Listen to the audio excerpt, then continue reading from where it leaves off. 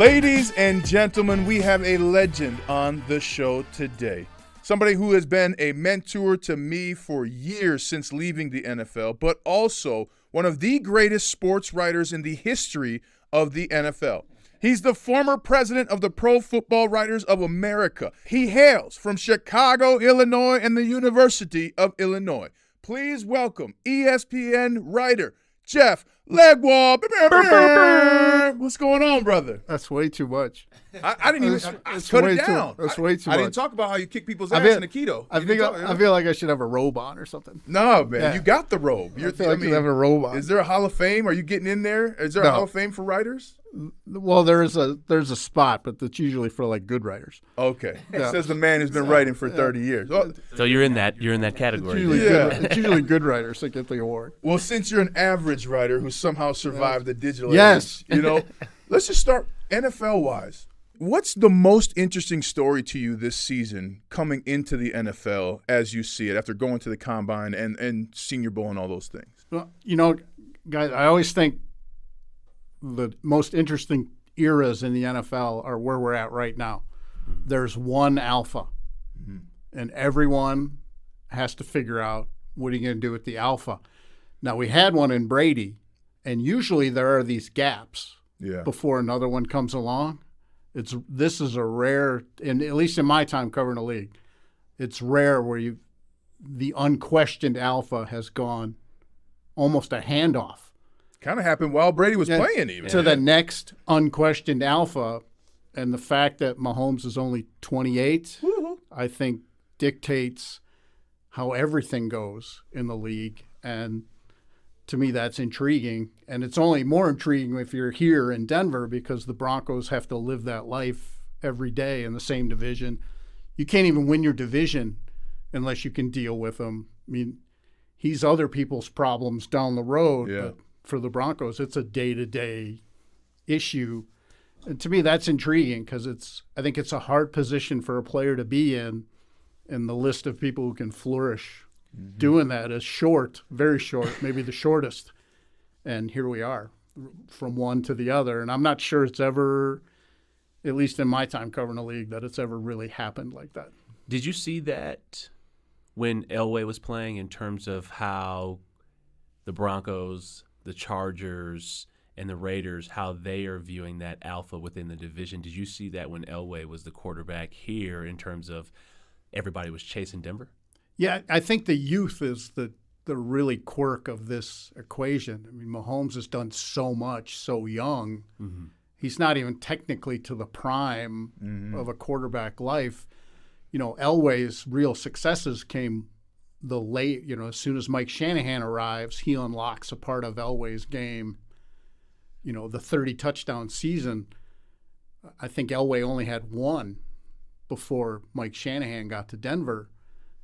So even he got elevated in that, and the team got better and all those things. I think it's the youth component. Mm-hmm. Like, that's what makes this hard if you're the other guys trying to deal with it. And then you just layer the AFC on top of it. Burrow's in the AFC. However you want to make the cutoff of the quarter. Josh Allen's in the AFC. The AFC is not only do you have the unquestioned alpha to get by, is you've got all guys who are close to that level. Well, as the unquestioned alpha in writing, we'll come back to football. I'm not. As the unquestioned alpha in writing, one of the things I love about you, Leggy, you're in this business that people say are dying. Journalism's dying. Everything's going to print, and here you are. You just keep winning, right? Beyond football, what do you think gets in the way of people doing the work that needs to be done to make the career they want in the way that you've done it? What have you seen that stopped people from really reaching their potential because of external factors? Well, I think sometimes, even as a parent, you see this, or you hope you can show your kids. At some point, it's going to take effort, no matter what you're doing. My dad worked in a rail yard. I never saw the man read a book in my entire life. I quote him all the time. Mm-hmm. Wow. Because that job was not a great job. People wouldn't go say, oh, I want to do that. Yeah. But those guys all showed up every day and gave effort. You know, that day was important to them. Whether it was important to anybody else or not, it didn't matter. And I think when I speak to students or young people trying to get in the business or get started, my message is usually you're going to have to put in an effort. It's not going to be I turned the camera on myself and I said a couple funny things and I was witty, or I edited it well, and it was, in that moment, it was quirky and it got a lot of likes and everything. You know, tomorrow is still tomorrow. You got to have a plan. How am I going to do this profession? And you got to have, somebody's going to pay you for it. Yeah. So you got to find content you can provide that somebody will pay you for, and that's going to take effort. It's a fun, amazing way to make a living, but there is a level to it where it is going to be like when I worked on a cement truck. It's going to be get off and pour the cement. Yeah. Is it work? You know, people who talk to me all the time, the first question they always ask me is, do you go to all the games? Well, yeah, the games are fun, but that's only one day of there's free food of the week.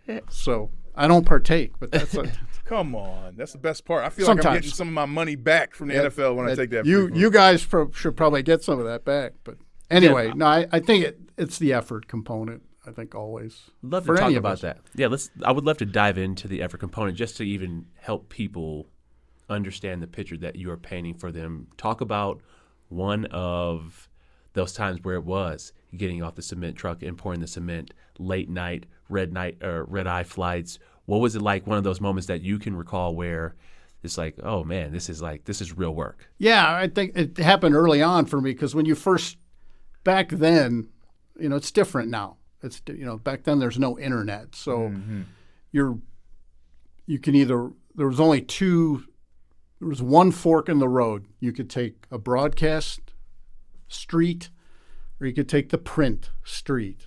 That was it. So you always had to make the call early.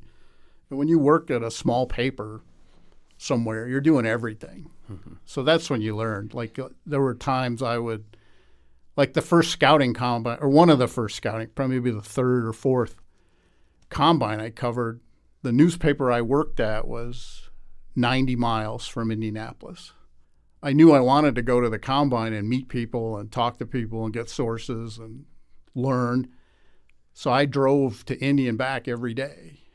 And then I would cover a game, a high school basketball game that night.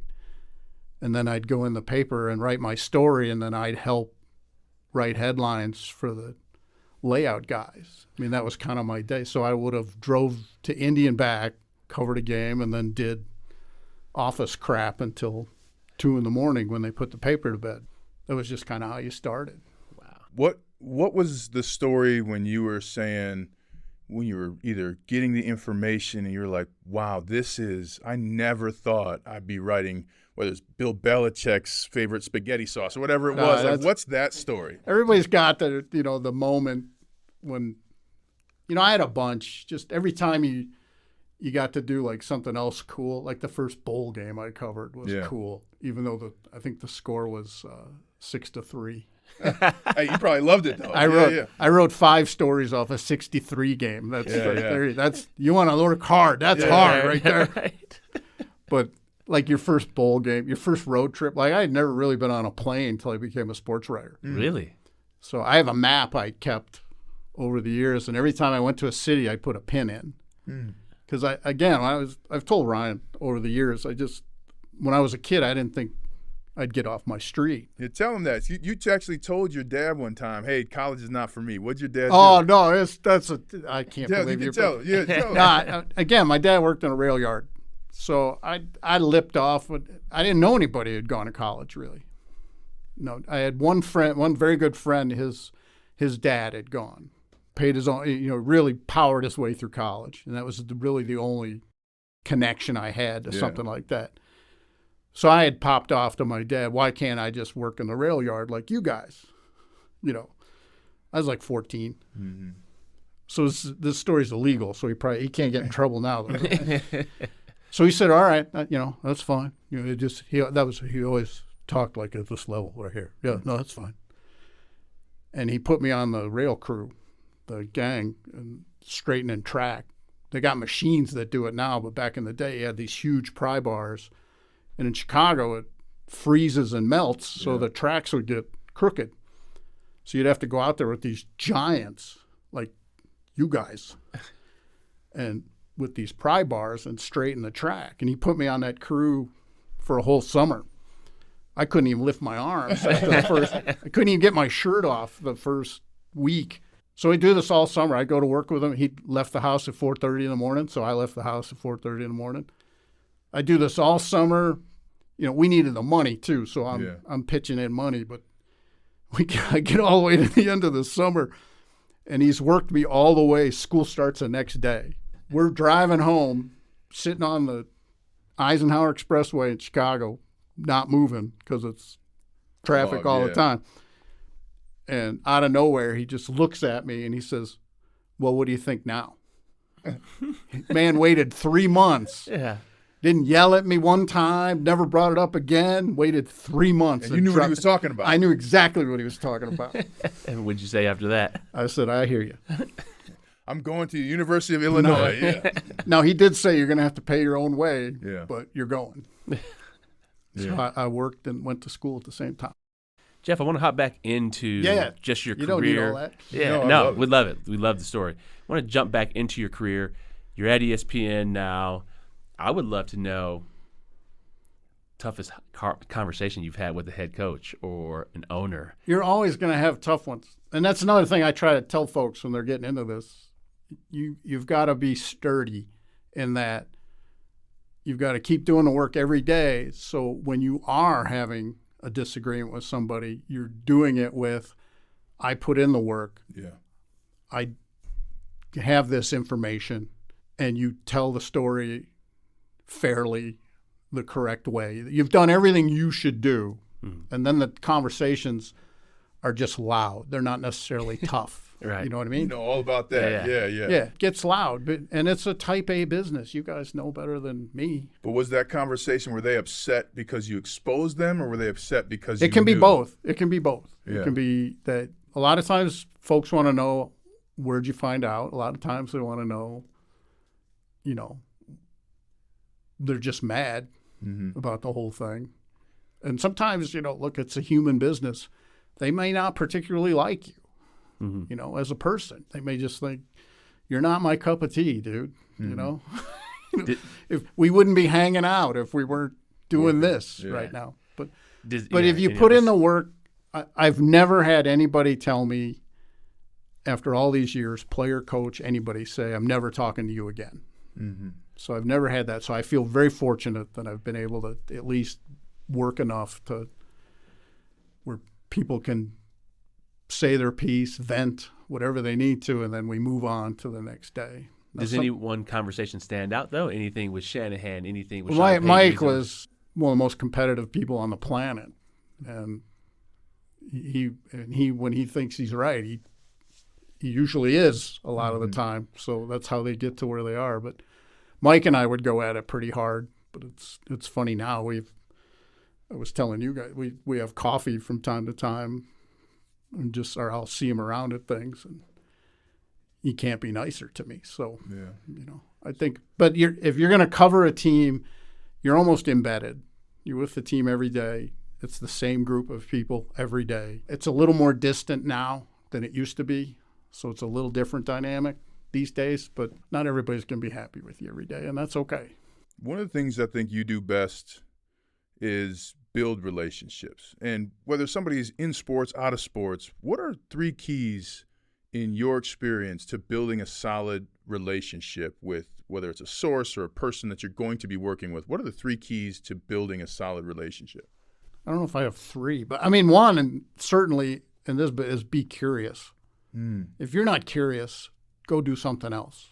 If your goal is to ask questions to people and have them walk away from the interview thinking, wow, that reporter's really smart, you're not going to be curious enough to get good stuff.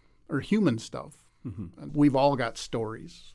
But like I say, my dad used to say, but he'd say everybody's got crap, let's say, that they're dealing with every day. Everybody's got a story. Everybody's got something, I always try to remember that it's a human business, but be curious to me is the most important thing. And the other thing is, don't be a bird in the nest. You only want something when you're getting fed. Mm.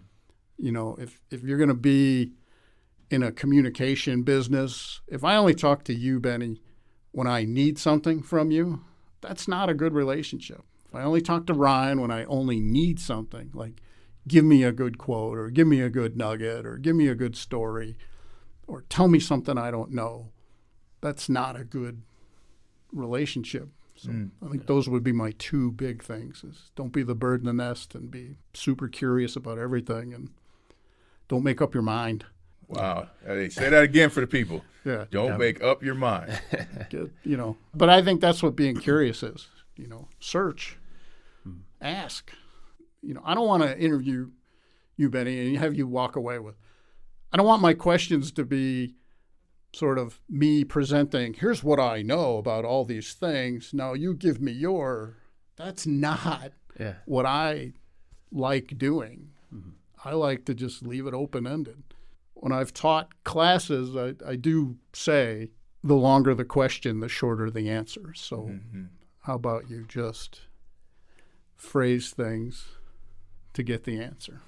So with putting your curious hat on, and just love to know your thoughts in terms of the 2 years here with Russell Wilson and your thoughts there, and you covering the whole thing from the signing to him. Yeah, what were your thoughts there? One of the most unique situations any of us have ever seen, to have such a huge commitment go away so quickly. I guess I'm struck by that's a decision 10 years ago nobody would have made. I don't think. Yeah. I just think we're in such a different climate right now. But I don't know that it was given a chance by all parties to really work. Because I don't know how you could say it did. They fired the first coach he had and the first OC he had before the first season was over. Mm-hmm. I've talked to you about it for sure, Ryan, but I'm fascinated by his best play, pure play. I'm not talking stats. I'm just talking about how he looked in the offense. Came with Jerry Rosburg as an interim coach. And Jerry Rosburg made no secret of his affection for Russell Wilson's play and said, we can have him play this way. And they did it in a span of 5 days. Mm-hmm. I have a hard time believing nobody could figure out a way to make this work. Yeah. That's my journalism hat on. Mm-hmm. That's the part that fascinates me, because the guy who was here for 2 weeks got him to play his best football. I've charted all the games like I chart, and I was at all the games, and I saw it up close. I really do believe if you could have extrapolated those 2 games out for the big picture, he's still here, and we're having a whole different narrative about what the Broncos can and can't do. Mm-hmm.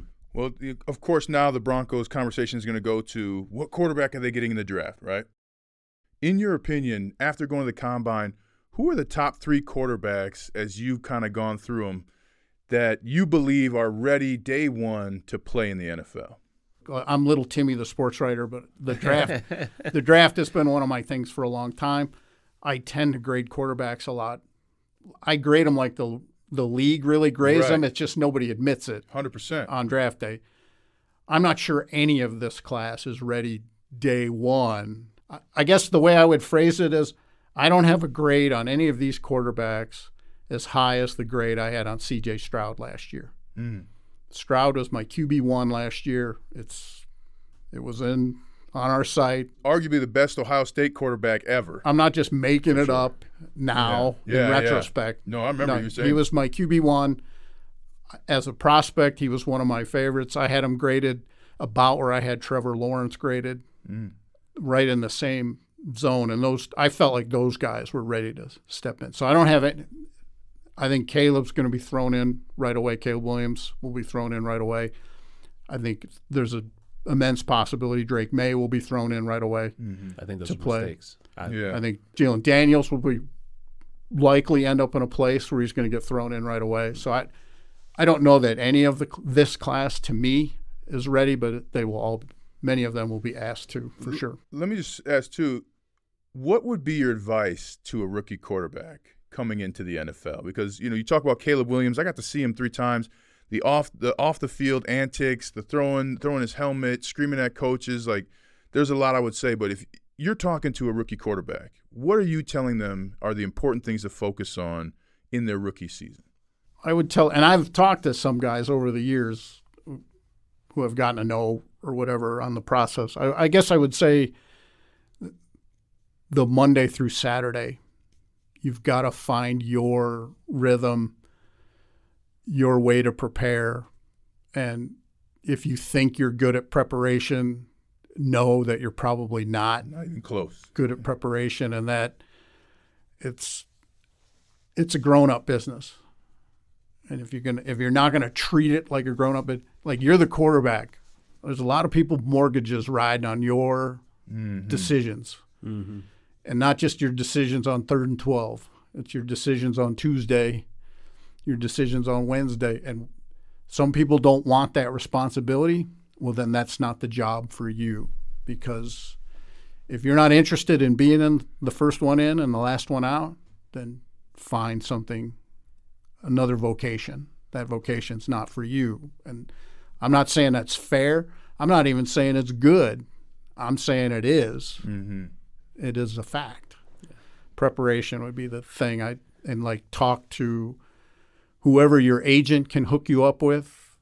Maybe they have another quarterback client, maybe somebody from your school who's been in a league, but you got to get the preparation part figured out, or game day is going to be a mess no matter what.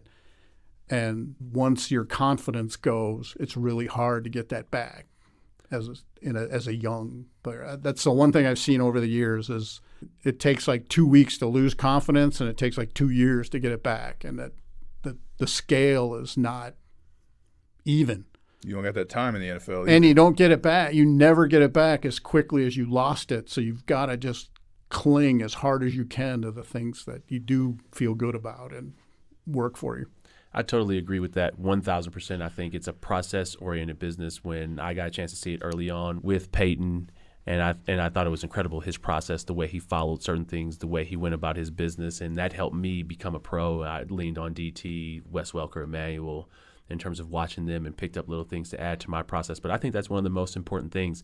I do hear Broncos fans talk all the time about, well, what if they had drafted Josh Allen? Or I think that was the year after Coop had left. And I don't know if he would have been successful here just based off of the infrastructure that was here. He wouldn't have gotten 3 years. Exactly. He wouldn't have been successful. Yeah. It would have been hard for him to be successful because he wouldn't have any mentorship, coaching changes, and it just wasn't the same thing. So I tell people that all the time, is that when you're drafting a quarterback like you're talking about, which is going to become the CEO of the offense and really the team, you have to surround him with support immediately from day one, help him with this process. What does his first 90 days look like in terms of getting him with a Peyton or whoever it may be in terms of that? And you guys have lived the life, so you know. I mean, and there's a personal responsibility element to the player. I don't know that guys are always ready for that part of it. You have a lot of grown-up people with grown-up problems and grown-up issues and grown-up situations. They have families, and they have – this isn't just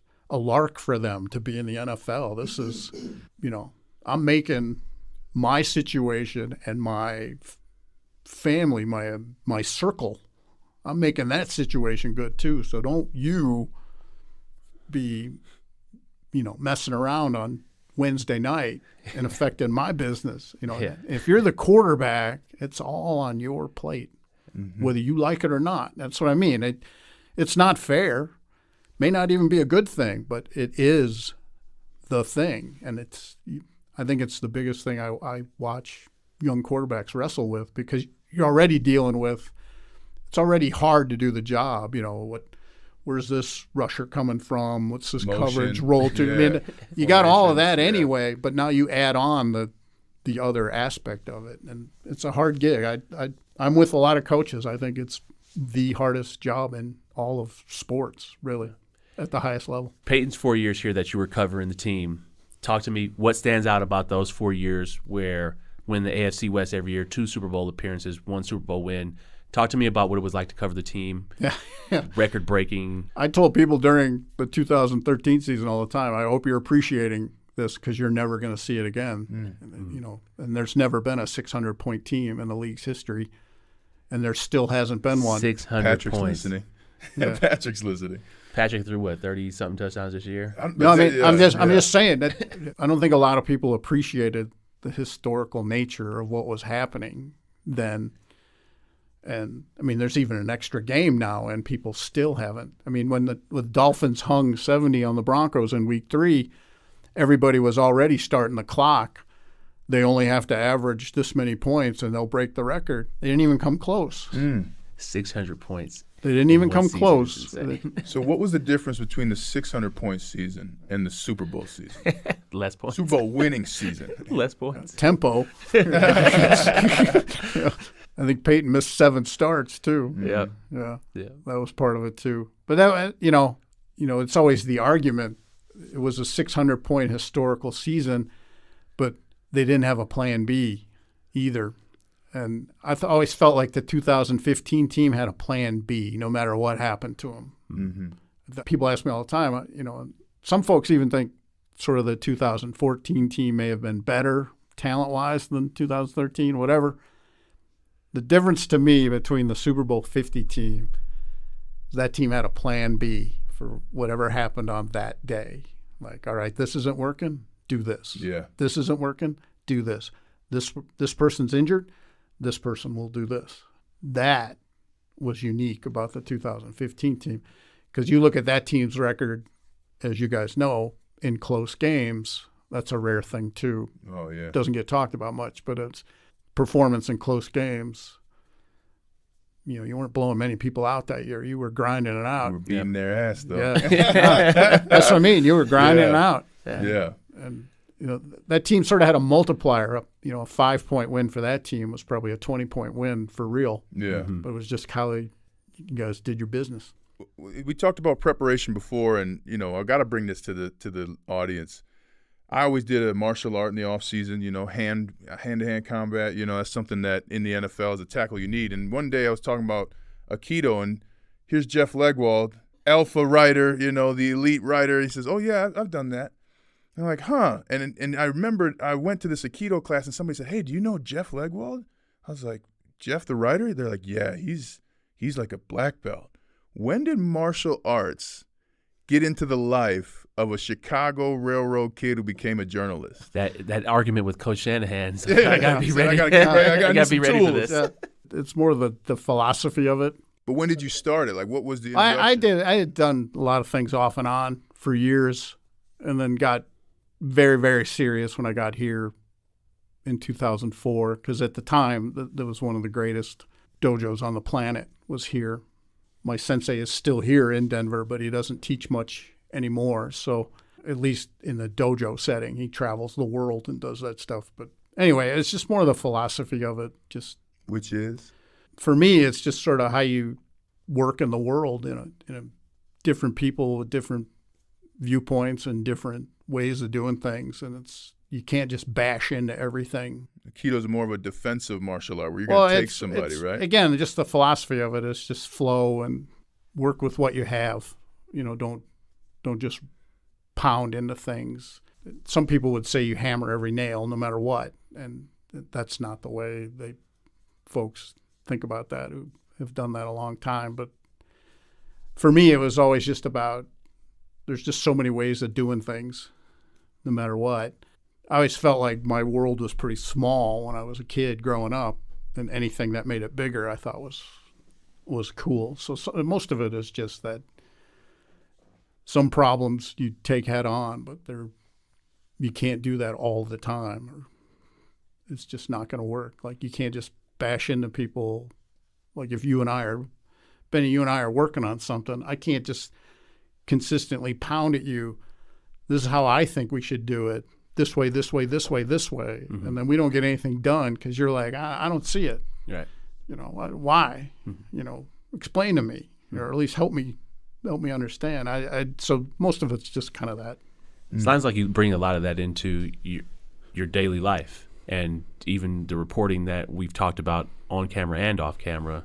Sounds like that's philosophy just for life and the way you're even approaching I work. just happen to be a reporter. Like if I see you guys around, I'm going to have questions like crazy. Yeah. I just ask people who spend a lot of time. I drive people nuts. It's like, God, just stop. I mean, plus I don't sleep. That drives people crazy too. So I got like questions all the time. Mm-hmm. Yeah. I've always thought it was cool, no matter what, if you're talking to a plumber or a construction worker or a professor, whatever it is, people like talking about what they're good at. Yeah. And they got good at it somehow. Mm-hmm. You know, I like knowing that. Mm-hmm. You know, like the guy, there was a unbelievably smart, funny guy. He came to fix something at my house. And I just ended up asking him about his career doing this stuff, and just to learn all of the detail.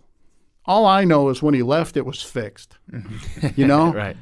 And that was awesome.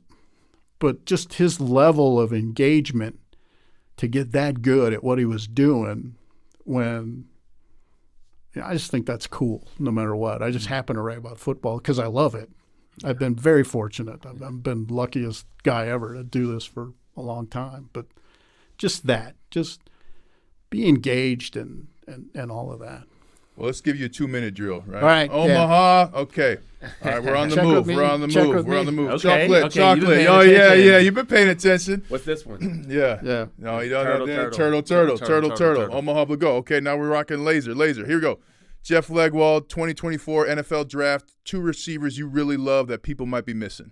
2 receivers. Yeah. I got to go to my list now. Get to the list. Come on. Yeah. Come on. We got the clock. We got Bennie in motion over here. Yeah.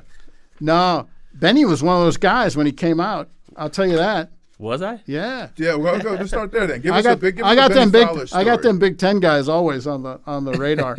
I love the Washington kid. Okay. Yeah. He can is play. the man. Yeah. He is the man. And I think because of what he's done during the draft windup, and he's a local youngster, Max McCaffrey has done what you need to do before a draft. Mm-hmm. Like, people think of you a certain way when the draft process starts, and then you get to now. When you hear all this stuff about people moving up and down in the draft, a lot of that's really exaggerated. Doesn't really happen on the boards in the league. But he has really moved. Max McCaffrey. Yeah. And that Rice team did way better than people thought, right? But, I mean, he's just shown himself to be an NFL-ready receiver. And I just think that's cool when a guy makes the most of.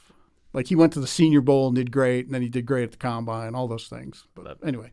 Do the Broncos make any more moves in free agency in terms of getting other players? Well, they've been shopping the sort of the middle-tier aisles. I think the Brandon Jones started 30 of 54 career games, and that he's really the most ingrained starter they've signed, and he's almost just over half his starts. I think Malcolm Roach is a really good player, but he's only started 5 of 41 games in his career. So you're talking about very specific players who fit specific roles, and that's what they'll do. If they sign any more people, it will be very specific. Yep. I think right now they'd like to see what do they end up with in the draft and then go from there. What's your favorite story from Super Bowl 50 that maybe you did write about or couldn't have written about?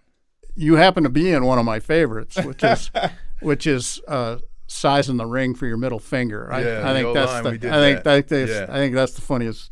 That was pretty funny. But what, like, during that season, what were you like? Wow, I didn't think that would happen. Well, off the field, I always think the double bird Peyton gave to the and Coobs, who I've known since he was a player almost. For Coobs to call him and say, "Hey, I got your message," I just think that's a classic moment of a championship team that had everything going right. But it was more little moments of that team for me. It was just locker room funny things that people said. Like Aqib Talib might be the funniest Oh, human my being gosh. on the Love planet, him. but just some of the stuff he would say to me. Because once he found out I had the All-Pro vote at one point, so it became a. Yeah. You want some salad? Yeah. You want some, you want some tea? It was Yeah, unbelievable. It was unbelievable. At one point, he found out. He's like, "Hey, you got the All-Pro vote here?" Hey, man. Hey, that's the key, though, isn't it? He's gonna find out. He's gonna know. No, that he's, gonna come out with it. he said, "Somebody told me, Leggy, somebody told me you had the All-Pro vote." So yeah. Last question. Broncos record prediction 2024. Wow, I don't know. Right now, I think it'd be like a 7-10 if it goes okay. Ooh. They're thin. They're really thin. Yeah. You can't make this many coaching changes and not be thin. It's not like their fault or anything. Some of it is decisions they've made, but you can't change coaches every 2 years and have a depth chart that's ready. Mm-hmm. That's Super Bowl 50. You had a depth chart that was ready for whatever happened. Mm-hmm. They don't have that right now. It's going to take a minute. Last one for me. I think in this last Super Bowl we saw two classic stories of head coaches. One who knew where they were going to end up at the end of the year, so developed his team around some superstars, and one who created the success, but in the moment, these two at the key moments in the fourth quarter, they switched spots. What's the biggest mistake in your history of the NFL, covering the NFL? What's the biggest mistake head coaches make? Stubbornness. And even Andy Reid, I think I've seen Andy interviewed on it. He would say that he's been far more flexible as a Chiefs coach than he was as an Eagles coach in terms of look at how they structured their offense this year. A lot of 2 tight end, a lot of 3 tight end even, fullback, because they didn't have the roster in previous 15 years ago maybe. He may have been far more, we're running our stuff. Yeah. No matter what. There's that Aikido again, huh? No, I mean, I think he was far more willing, whether, my kids always wonder if age really matters, but there is an experience factor if you are accountable to yourself and are willing to say, I have to do better. And to me, that's what I've seen from Andy Reid. Now he's got the alpha. Mm-hmm. They won the lottery. Yeah. And that means something. But I think it sort of forced him to say, I'm going to make this as good as possible for as long as possible because this is, he'll win as many as they stay healthy for. Well, Mr. Good as possible for as long as possible. Yeah. The Jeff Legwold, thank you for Appreciate the you, honor Jeff. of spending time with you, brother. Thanks, you. Man. It's been my honor. Thanks, fellas. All right. I covered you both. See, that's how long you've been in the game,